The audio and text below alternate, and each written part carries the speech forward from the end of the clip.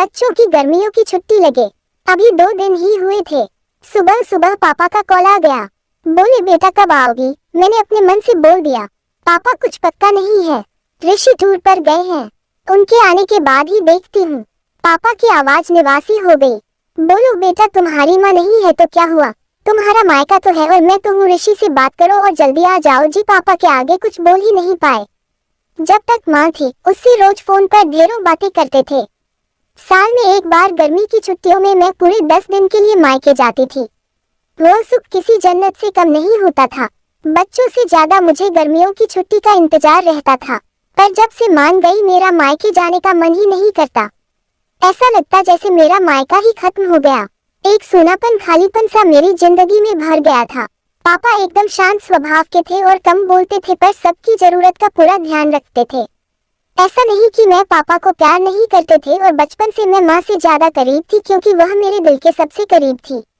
अपने सारे सुख दुख एक सहेली की भांति मैं उनसे साझा करती थी।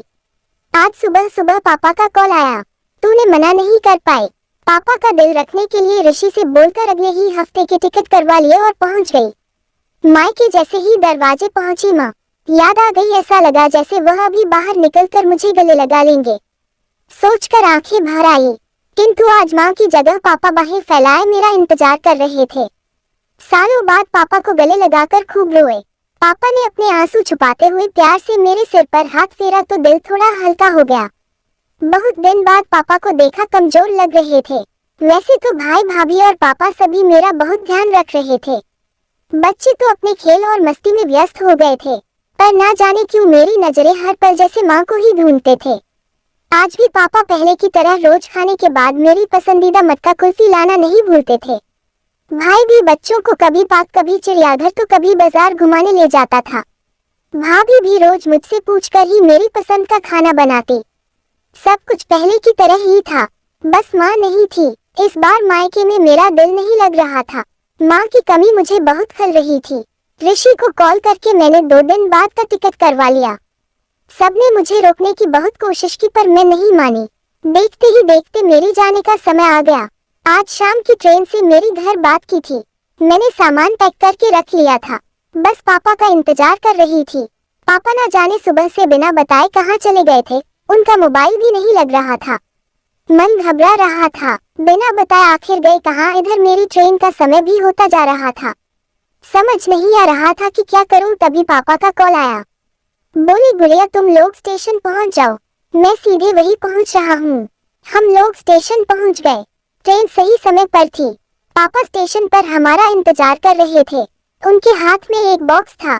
उन्होंने मुझे देते हुए गले लगाया और बोले इसे ही लेने गया था, इसलिए देर हो गई, संभाल के रखो। मैंने आश्चर्यचकित होते हुए पूछा इसमें क्या है।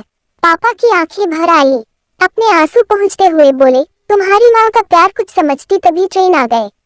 हमें ट्रेन में बैठाकर पापा और भाई विदा कर दिया। मेरी नजरों से ओझल होने तक पापा वही खड़े हाथ हिलाते रहे। मैं भी एक तक ना जाने कब तक भर खिड़की से उन लोगों को निहारती रही। तभी बेटे ने आवाज दी और मेरे हाथों में एक चिट्ठी थमाते हुए कहा मम्मी नानाजी ने ही आपके लिए दिया है। मैंने तुरंत चिट्ठी को ले मेरी प्यारी गुड़िया रानी सदा खुश रहो। जब तक तुम्हारी माँ थी तुम्हारी हर छोटी बड़ी बात का ख्याल वही रहती थी। मैं जानता हूँ कि मैं तुम्हारी माँ की जगह तो नहीं ले सकता, पर उनकी कमी की पूर्ति करने की कोशिश तो कर सकता हूँ। आज तुम्हारी माँ होती तो हमेशा की तरह अपने हाथों से तुम्हारे लिए बड़ी पापड़ अचार बनाकर साथ भेज दी। माँ के हाथ का तो नहीं, पर उसके स्वाद जैसा सब सामान एक दुकानदार से बनवाने की कोशिश की है। उम्मीद है तुम्हें पसंद आएगा। और हाँ बेटा, माँ नहीं है तो क्या हुआ, तुम्हारा मायका और हम तो हैं। पहले की ही तरह तुम्हारा इंतजार रहेगा। ढेर सारे प्यार और आशीर्वाद के साथ तुम्हारे पापा। पत्र पढ़ते पढ़ते मेरी आंखों से अश्रु धारा बहने लगी। सहसा मेरे मुंह से निकला आई लव यू पापा। बात छोटी सी थी, पर उसने अथाह प्यार समाहित यह सिर्फ मैं ही महसूस कर सकती थी।